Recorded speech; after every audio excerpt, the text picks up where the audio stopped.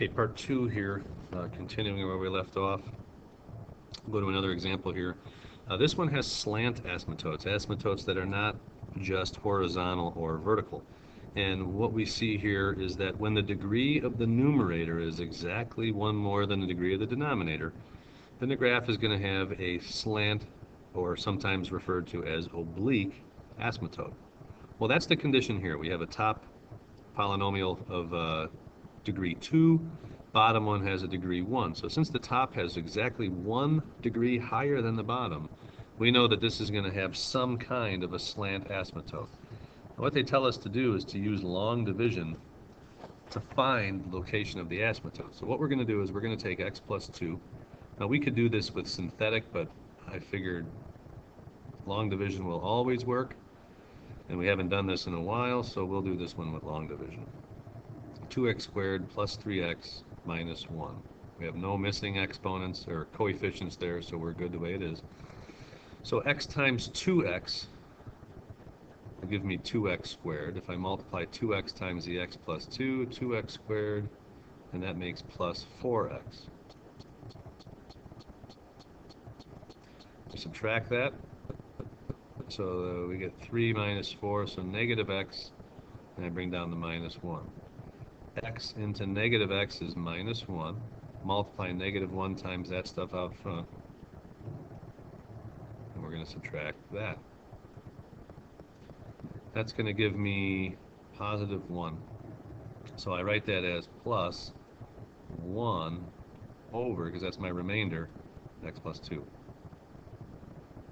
Well, the slant asymptote, after we do this division, is going to be located at the line y equals whatever we get minus the remainder there.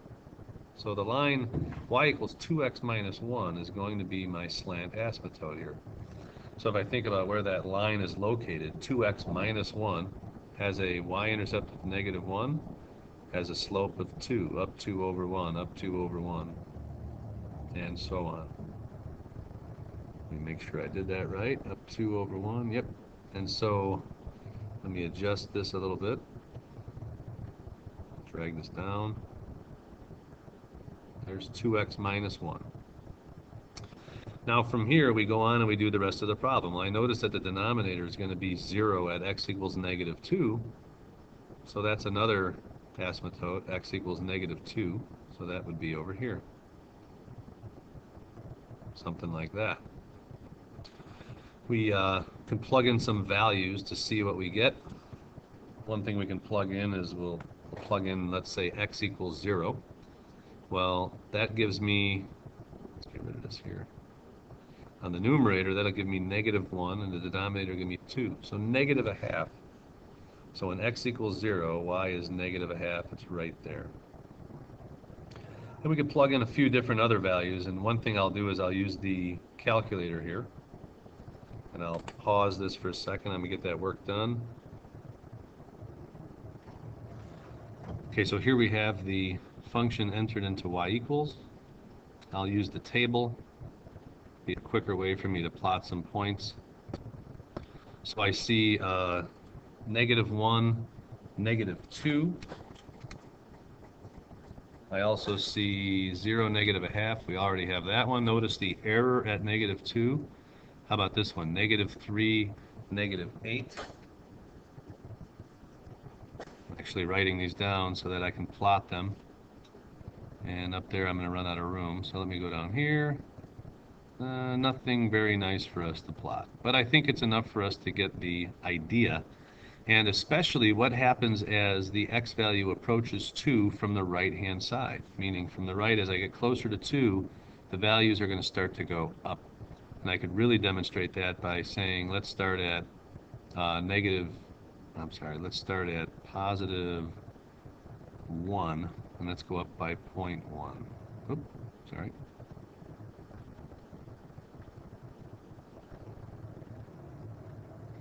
So you can see the asymptote relationship here as I approach, I meant to say approach negative 2. Darn it. That's okay, we'll fix that. Table start at negative 2. That's fine, we'll go up by 0.1. 1. Okay. Hopefully I didn't screw it up here. So from the right, as I'm approaching from the x equals -1 towards the x equals -2, I should notice that the values get larger. And they are, and if I continued, if I change the interval now to 0.01, I could see that even more. So moral of the story is, we're going to plot these points, as many of them as we can. And so I've identified a couple here that are nice to plot. -1, -2, it's going to be right there. We also said -3, -8, right there. And what this graph is going to look like, it's going to reach very close to here. It's going to come down, it's going to do some kind of a turn. Again, my graph doesn't look very good when I draw it this way with this pen. But the same thing is going to happen down here. And again, you can use your table to explore that this relationship is in fact valid.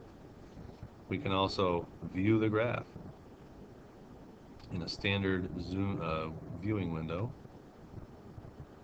And we'll see again, it doesn't display it very good, but this relationship is going on. I really wish it could show us the dotted lines for the asymptotes, but it doesn't.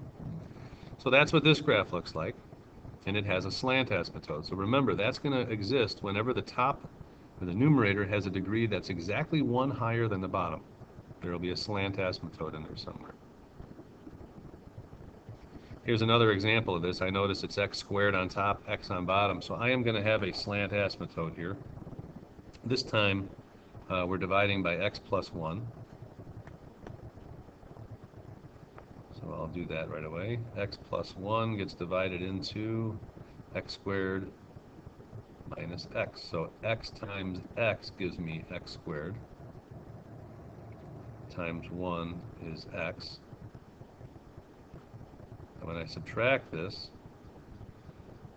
minus x makes -2x here. And we bring down plus 0, I guess we'll do that. So x times -2 would give me that. Multiply -2 times the stuff out in front. We get -2x minus 2. And when I subtract this, my remainder is 2. So I get plus 2 over x plus 1. Well, my asymptote, the slant asymptote, is going to be located at y equals x minus 2. So I'll plot that point, or that line rather. The intercept is -2, and the slope is +1. So that's going to go up 1 over 1 to the right, and down 1, left 1 as I go to the left. Whoops, just like that.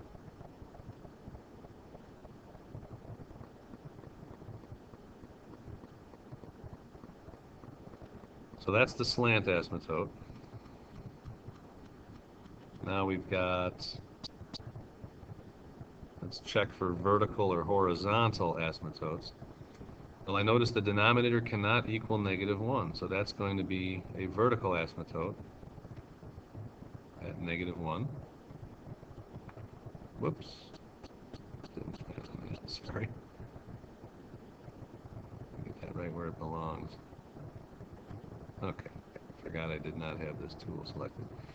There we go. So -1, we've got another asymptote.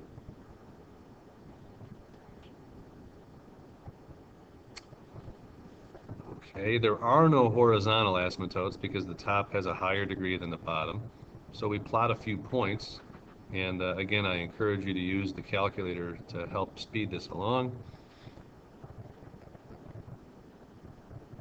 Clear that. We'll put in the numerator x squared minus x.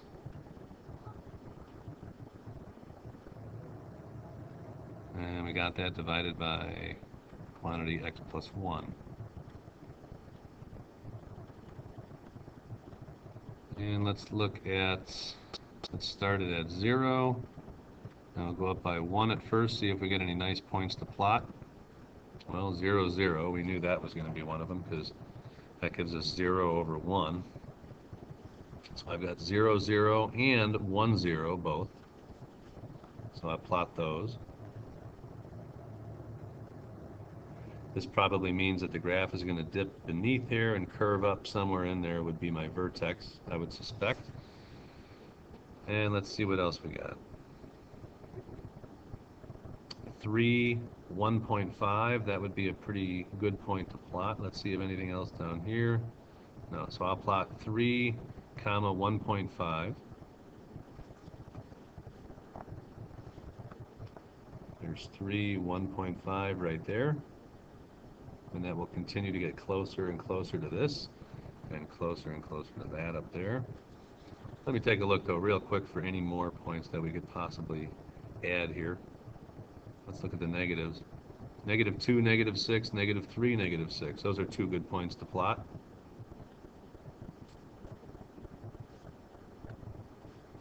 So -2, -1, 2, 3, 4, 5, 6, and -3, -6. So we're going to see similar behavior, and I think I'm going to have one more point over there to plot if I go up a little bit.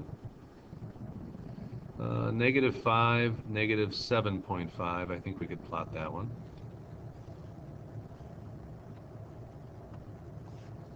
So -1, 2, 3, 4, 5, -1, 2, 3, 4, 5, 6, 7.5 right there.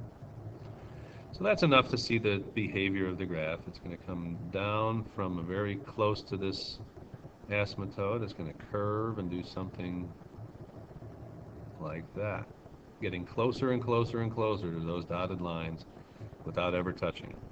And we'll have the same thing down here. Do our best to draw that in there like that. And that's our graph. So this is graphs with slant asymptotes. So once again, the asymptotes, the slant ones, will occur wherever, only when you have a degree that's one higher in the numerator than the denominator. And when I do my division, it's the non-remainder part. That tells me the equation of the slant asymptote. Horizontal asymptotes, vertical asymptotes occur whenever the denominator is going to equal 0. Be aware of any holes in the graph here, I should say. And as for the other asymptotes, the horizontals, you want to look at page 144 once again, just to recap those procedures for finding any horizontal asymptotes. It has to do with the degrees of the numerator and denominator. This one didn't have any because the numerator had a higher degree than the denominator. But I encourage you to review page 144 for that. So some problems here for us to work on. On page 157, we'll do 11, 15, 19, 23, 43, 45, 47, and 49. And get to those when you can. I'll follow up with you in class.